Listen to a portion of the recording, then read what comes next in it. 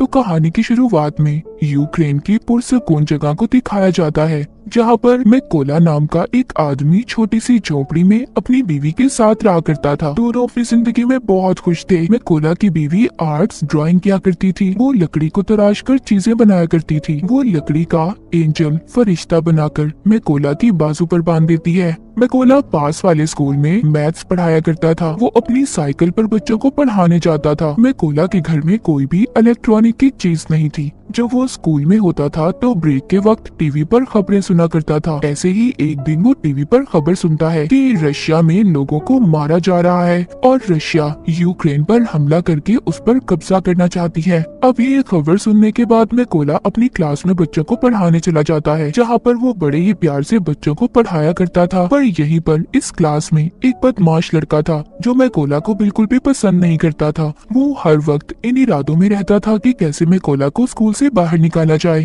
पर उसने कभी भी उस लड़के की हरकतों पर गुस्सा नहीं किया था। एक दिन मैकोला जब स्कूल पढ़ाने जा रहा था, तभी रास्ते में कुछ सोल्जर्स फौजियों को देखता है, जिन पर ये ज्यादा ध्यान तो नहीं देता और स्कूल चला जाता है। पर जैसे ही ये स्कूल आता है तो देखता है सारा स्कूल खाली था। तभी ये टीवी पर खबर सुनता है कि रशियन आर्मी यूक्रेन में घुस चुकी है और यहाँ पर कब्जा करना चाहती है। अब मैकोला को समझ आती है जो इसने रास्ते में फौजी देखे थे वो रशिया के थे। पूरे मामले को देखते ही ये फौरन से अपने घर की तरफ भागता है, क्योंकि उसकी बीवी घर पर अकेली थी। मगर अब बहुत देर हो चुकी थी। जब ये घर पहुंचता है तो देखता है रशियन फौजी उसकी बीवी को मार रहे थे। और जब मैकोला अपनी बीवी को बचाने की कोशिश करता है, फौजी उसे भी पकड़कर मारने लगते हैं। मैकोला उनसे कहता है, प्लीज मेरी बीवी को मत मारो, वो माँ बनने वाली है। पर वो कुछ भी नहीं सुनते और उसके घर को आग लगाकर जाने लगते हैं। अपने घर को जलता देखकर उसकी बीवी जैसे ही उठकर उन फौजियों पर पत्थर मारने लगती है तो एक रशियन फौजी उस पर गोली चला देता है, जिसकी वजह से मैकोला की बीवी मर चुकी थी। मैकोला अपनी बीवी की लाश के पास बैठकर जोर जोर से रोता है। तभी तो यूक्रेन के फौजी आते हैं। वो उसकी पहचान करने के बाद उसकी बीवी की मौत पर बहुत अफसोस कर रहे थे और उसकी बीवी के लिए कब्र खोदकर मैकोला से कहते हैं कि अपनी बीवी को यहाँ पर दफना दो।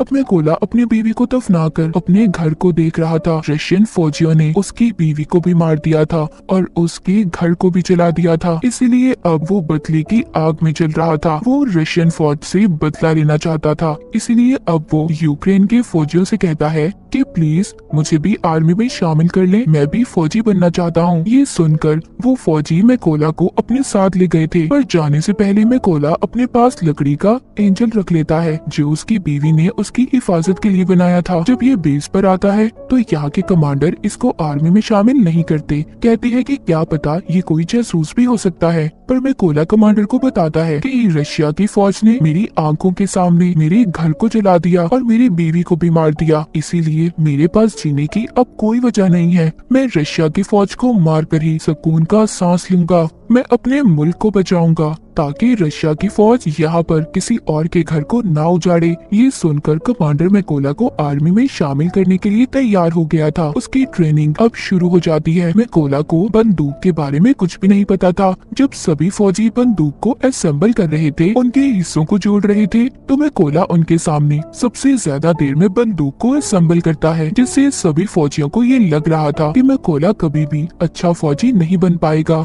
मगर मैकोला अपनी सारी जान अपनी ट्रेनिंग पर लगा रहा था ताकि वो अच्छे से अच्छा फौजी बन सके। एक दिन ऐसे ही जब वो ट्रेनिंग कर रहा था तो अपने सीनियर से कहता है कि मुझे मैकोला कहकर मत बुलाएं, मुझे रेविन कहें। तभी उसके सीनियर उस पर हंसने लगते हैं, कहते हैं खुफिया नाम ऐसे ही किसी को नहीं मिल जाते, उसके लिए इंसान को मेहनत करना पड़ती है।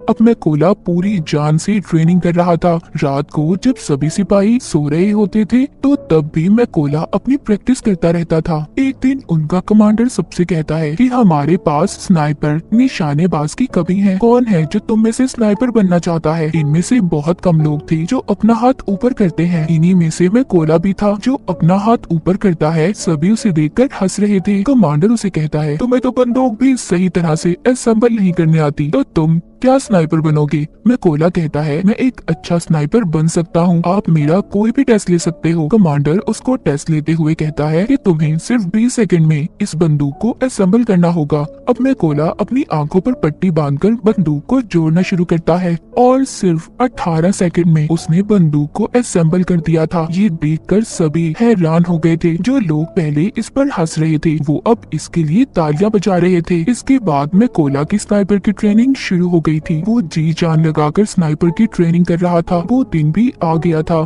जब सभी स्नाइपर्स को उनकी बंदूकें दी जाती हैं। जहाँ पर सबको अच्छे मॉडल की बंदूकें दी गई थी, वहीं पर मैकोला को पुरानी बंदूक दी जाती है जो सही से काम भी नहीं करती थी। जब मैकोला अपने सीनियर से कहता है कि सर मुझे भी नई बंदूक चाहिए, तो उसका सीनियर उसे गुस्से से जवाब देता है, कहता है कि पहले तुम्हें खुद को साबित करना होगा कि तुम एक अच्छे स्नाइपर हो, तभी तुम्हें बंदूक दी जाएगी। अब सबकी ट्रेनिंग शुरू हो गई थी। इनका सीनियर सबसे कहता है, जब तुम अपना निशाना लगा रहे होगे तो तुम्हें चाहे कोई भी परेशानी आ जाए, तुम अपने टारगेट से नहीं हिलोगे और अपने टारगेट पर पूरा ध्यान लगाकर निशाना लगाओगे। सीनियर सभी के पास बारी बारी जाता है और सबके पास गोलियां चलाता है। जो भी स्नाइपर जरा सा भी गोली लगने के डर से हिलता है उसको ट्रेनिंग से बाहर कर दिया गया था। जब सीनियर मैकोला के पास जाकर गोली को चलाता है तो उसे कोई भी फर्क नहीं पड़ता, वो जरा सा भी नहीं हिला था। जब वो अपने टारगेट पर निशाना लगा रहा था तभी सीनियर उसके पास आकर कहता है कि तुम अपने टारगेट को सिर्फ एक दफा ही देख सकते हो, और उसकी आंखों के आगे कुछ रख देता है।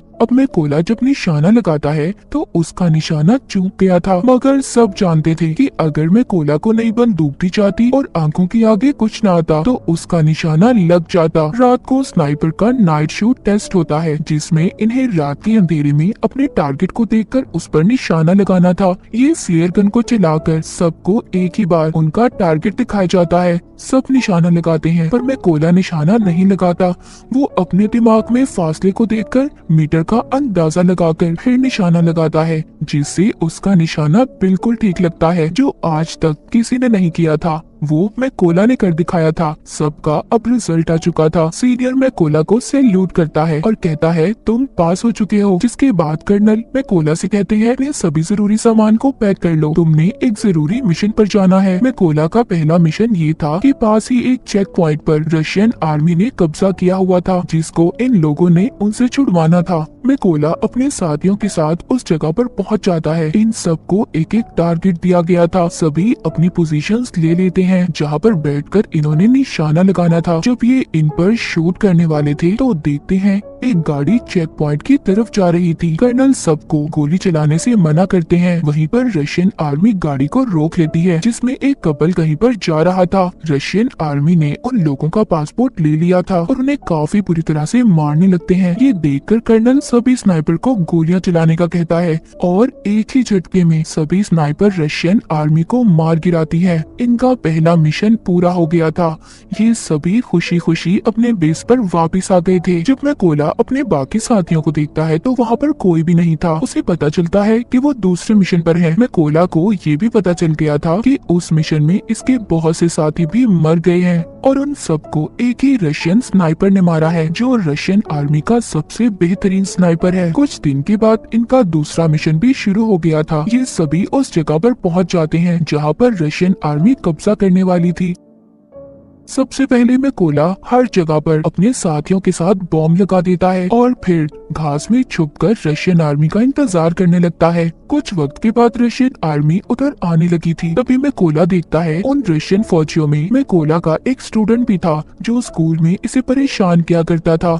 ये वही बदमाश लड़का था और अब वो रशियन आर्मी में शामिल हो चुका था। जैसे ही कर्नल इन्हें शूट करने का कहते हैं तो मैकोला थोड़ा सा घबरा गया था क्योंकि ये अपने स्टूडेंट को मारना नहीं चाहता था, पर फिर भी ये अपने सभी जज्बात को साइड पर रखकर गोली बॉम्ब वाली जगह पर चला देता है जिससे बहुत बड़ा धमाका होता है। सभी रशियन फौजी मारे जा चुके थे। बाद में कर्नल जब मैकोला के पास आते हैं तो पूछते हैं तुम क्या सोच रहे थे। मैकोला बताता है कि उन रशियन फौजियों में मेरा एक स्टूडेंट भी था। कर्नल कहते हैं कि वो उस लड़के ने चुना है कि वो गद्दारों में शामिल हो गया, इसीलिए तुम्हें उसके लिए बुरा मानने की जरूरत नहीं है। इसके बाद ही वापिस से बेस पे आ चुके थे। कर्नल ज्यादातर अपना वक्त अब मैकोला के साथ ही गुजारते थे, क्योंकि अब कर्नल पूरी तरह से मैकोला पर यकीन करने लगे थे। कर्नल मैकोला को बताते हैं कि मेरी 2 बेटियां हैं और उन्हें नहीं पता कि मैं आर्मी में कर्नल की पोस्ट पर हूँ। उनको मैं ये कह कर आया हूँ कि मैं बहुत बड़ा बिजनेस करता हूँ, और मेरी बीवी ने भी मेरी बेटियों को नहीं बताया। ये सुनकर मैकोला भी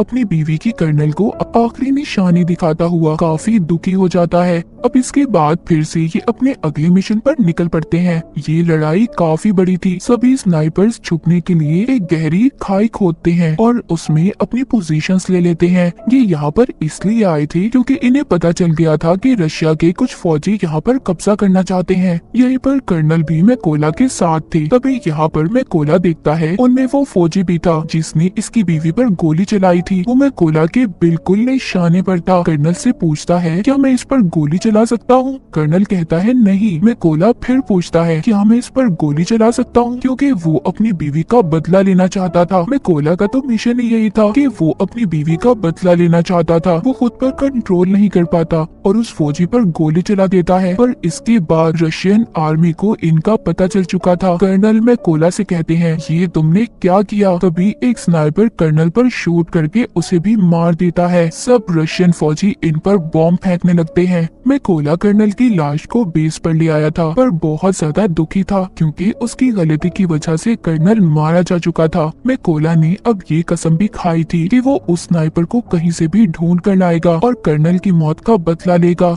इसलिए वो अगले मिशन के लिए अकेला ही निकल गया था। उसको उस स्नाइपर की जगह के बारे में भी पता चल जाता है। वो अब अपने टारगेट को फिक्स करके एक स्नाइपर को मार गिराता है, पर वहाँ पर एक स्नाइपर मैकोला पर गोली चला देता है जो उसको लगती तो नहीं, पर वो जख्मी हो गया था। लेकिन स्नाइपर को भी मैकोला ने मार दिया था। अब क्योंकि वो जख्मी था इसलिए खुफिया जगह पर जाकर अपने जख्म के ठीक होने का इंतजार करने लगता है। तभी उसे अपने हेड की कॉल आती है जो बताते हैं कि हमें उस स्नाइपर का पता चल चुका है जिसने कर्नल को मारा था। तुम जल्दी से बेस पर आ जाओ। मैकोला अब बेस पर आ चुका था। जब इनकी ट्रेनिंग शुरू होती है तो इन्हें बताया जाता है कि वो स्नाइपर बहुत ही खतरनाक है। उसका निशाना आज तक गलत नहीं लगा। हेड यहाँ पर ये भी बताते हैं कि वो पहले यूक्रेन के फौजियों को मारता है, फिर उनकी वीडियोस बनाकर इंटरनेट पर डालता है ताकि यूक्रेन आर्मी हार मान ले।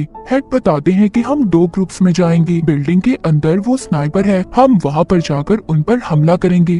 तभी मौके का फायदा उठाकर मैकोला उस स्नाइपर को मार देगा। प्लान बन जाने के बाद ये सब लोग ऐसा ही करते हैं। सभी उस जगह पर जाकर अपनी अपनी पोजीशंस ले लेते हैं और ये रशियन का ध्यान भटकाने में कामयाब हो जाते हैं। और मैकोला इसी बात का फायदा उठाकर अंदर जाकर रशियन स्नाइपर को मार देता है। मैकोला अपने साथियों से कहता है कि मेरा रास्ता साफ कर दो। ये सुनकर सभी मैकोला के साथी रशियन आर्मी पर गोलियां चलाकर उन्हें मार देते हैं। अब अंदर जो स्नाइपर छुपकर बैठा था जिसको मैकोला मारने आया था, वो सोचता है कि कोई भी फौजी उसकी बात का जवाब नहीं दे रहा। जब ये ऊपर छत पर चेक करने जाता है तो वहाँ पर जो रशियन स्नाइपर था वो मर चुका था। ये देखकर वो वापस से अपने पोजीशन पर आ जाता है। जब वो सामने मैकोला की बीवी का बनाया हुआ एंजल देखता है तभी मैकोला ऊपर से छलांग लगाकर उस स्नाइपर को मार देता है। जब दूसरे स्नाइपर को थोड़ी आवाज आती है तभी मैकोला उसके पास भी एक बॉम्ब फेंकता है और उस स्नाइपर का काम भी तमाम हो चुका था। लेकिन यहाँ पर हम देखते हैं जब वो स्नाइपर छत पर चेक करने गया था तो उसने फोन करके रशियन आर्मी को बुला लिया था। इसलिए रशियन आर्मी उधर आ रही थी। किसी को भी नहीं पता था कि उनके स्नाइपर मारे जा चुके हैं। इसलिए जब वो अपने स्नाइपर को कॉल कर रहे थे तो कॉल में कोला उठाता है और उन्हें कहता है कि तुम्हारा वक्त अब खत्म हो चुका है। ये कहकर वो रशियन के ट्रक ड्राइवर पर गोली चला देता है जिसमें सभी रशियन फौजी बैठे थे। इसीलिए अब वो बाहर आ गए थे, लेकिन ये नहीं जानते थे कि यूक्रेन के स्नाइपर इन पर पहले ही निशाना लगाकर इंतजार कर रहे थे। तभी वो सब इन पर गोलियों की बारिश कर देते हैं। सभी को मारने के बाद मैकोला अपनी बीवी की कब्र पर जाकर उदास मन से कहता है कि मैंने तुम्हारे कातिलों और अपने दुश्मनों से बदला ले लिया है, मगर अब मुझे अपने मुल्क की हिफाजत करनी है, इसीलिए मुझे अब जाना होगा। इतना कहकर वो अपने अगले मिशन पर निकल जाता है और यहीं पर स्नाइपर द व्हाइट रिबन की कहानी खत्म हो जाती है।